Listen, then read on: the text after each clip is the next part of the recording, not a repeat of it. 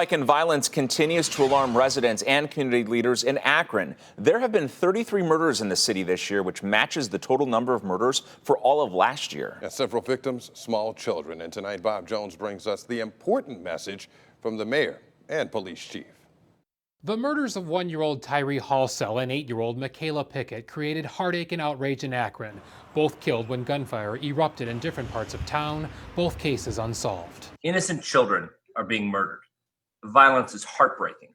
Nothing weighs more heavily on my heart than the senseless violence in our city. Last night, an 18-year-old identified by family as Davier Hale was shot and killed in a car at the intersection of Talbot and McKinley Avenues. No one has been charged. In a video released over social media today, the police chief said the department is seeing an increase in younger victims and suspects in gun-related crimes. But we are seeing many more 12, 13, 14-year-olds being arrested with firearms.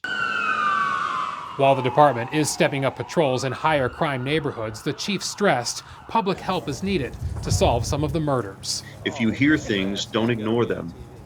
Look out the window. Any information that we receive can be helpful. Tim Anderson runs Fallen Fathers Foundation, which mentors at-risk youth and aims to keep them away from violence, but he says some teens are becoming numb. Because when you become numb, it's like it doesn't bother you. The consequences don't bother you. The results don't bother you. Anderson believes a combination of street grudges, a drug problem, and restlessness from the pandemic are contributing to the spike in shootings. He says to curb the violence, the community needs to step up.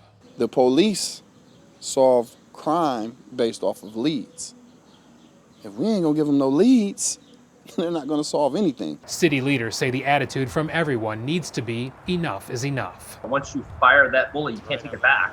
And innocent children, are being hurt and murdered over this. And so to me, that's not acceptable as a community. It shouldn't be acceptable to anybody. In Akron, Bob Jones, News 5.